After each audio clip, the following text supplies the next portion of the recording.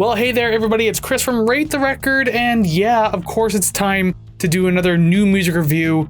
There are 4 brand new songs that I've chosen that have come out over the last few weeks or so. I've got opinions on them, I want to hear your opinions too, that's how this whole thing works. You should know the drill by now. And you should also know the drill that I usually stand over here and remind you that if you like what you see and or hear today, there's one thing, a bunch of things, or all the things that you can do literally right now to help show your support for the show, and it is the following: like, subscribe, rate, share, comment, and follow. 6 quick, free, and easy things you can literally do. As I said, right now, it's all good. One of them, some of them, all of them, don't really matter. I appreciate it. Now, without further ado, let's get into these new tracks. So first up on the list today, we have Aerosmith and Yungblud combining on a track now called My Only Angel. And immediately, almost off the top of this song, I could just notice the processing on Steven Tyler's voice, and it's so damn heavy. Like, at some points, it doesn't even sound like him at all. And I know that Yungblud sings too, and you can tell the difference between the two. But with that said, just, yeah, sometimes it didn't even sound like Steven Tyler. It was really, really strange. It's a fairly generic power pop, power rock type of track. I mean, there are portions of the instrumentals that feel kind of cool, but like other than that, it's just like every other Aerosmith song that's come out in the last 25 years or so. Like, there's nothing too much more different about this one. 30 years if you really want to stretch that, because I mean, I don't know, Aerosmith just hasn't been the same for a long time. Overall, it's not that great. I'm sorry, not sorry. But you know what, as compared to other legacy bands still releasing music, and I mean, I've covered a fair share here on the NMR as well that I thought was just god-awful, I will say that this one was the least painful to get through. I mean, there were portions of it that I kinda liked. Maybe part of that too is Youngblood's involvement, even though I don't really know much about the guy, period. But either way, the song is just fairly meh. But with the legacy bands, it definitely ranks a little higher, at least in that category. Next up on the list, we have the band Darko, or Darko US, Darko US. Not entirely certain, sorry, not really familiar with the band, I'm just seeing these titles. Anyways, new song out called Congratulations, and this one is blistering right off the top. We got loud, punishing, crunchy guitars and vocals all over the place. It's like a hell of an assault for someone, or for anyone who's not ready for it. Definitely getting a mixing of styles in this one too, because I mean, you have like your metal / deathcore, like either or of those genres. Some electronic sprinkled in as well, which is kind of different. And then the ending being like super airy and emotional and everything like that was kind of unexpected, but not exactly unwelcome. I kind of like how everything worked. And overall, honestly, it was pretty damn cool, actually. I did find myself enjoying it. It's intense, it mixes a few different types of moods all together pretty well. Some of it kind of abruptly, which felt kind of weird, but in the end I was kind of enjoying everything anyways, but it honestly all works, it's fine. I liked it. Next up on the list is the band Better Lovers have a brand new song out now called Don't Forget to Say Please. And here's a band I've been meaning to check out more music of since I reviewed one of their songs like a year or so ago.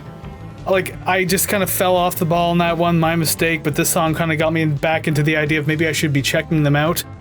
Because this one's got quite a punch to it. The vocals and instrumentals are just equally as intense and chaotic, just super heavy and aggressive at every single turn.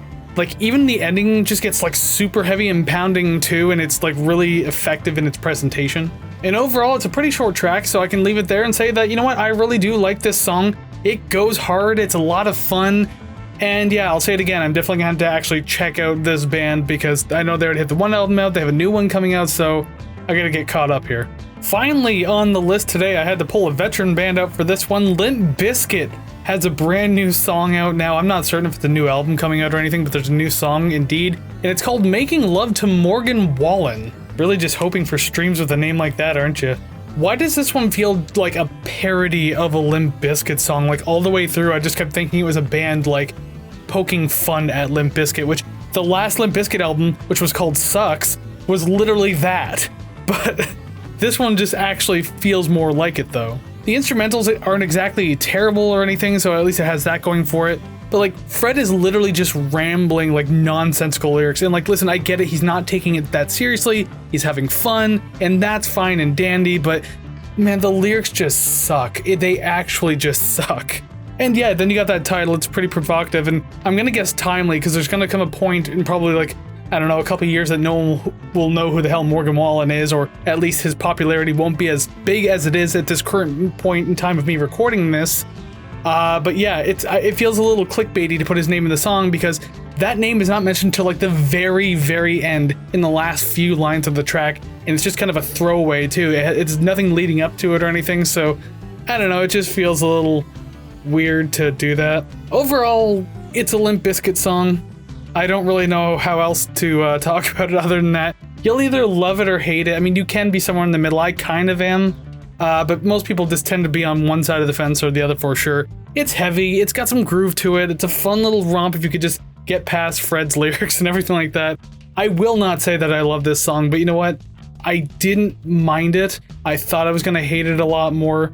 I didn't think I was gonna like it much more. So I'm there, I'm more on the don't like it side of the fence, but I'm like clearly hanging on to the fence because there's part of it that I do like.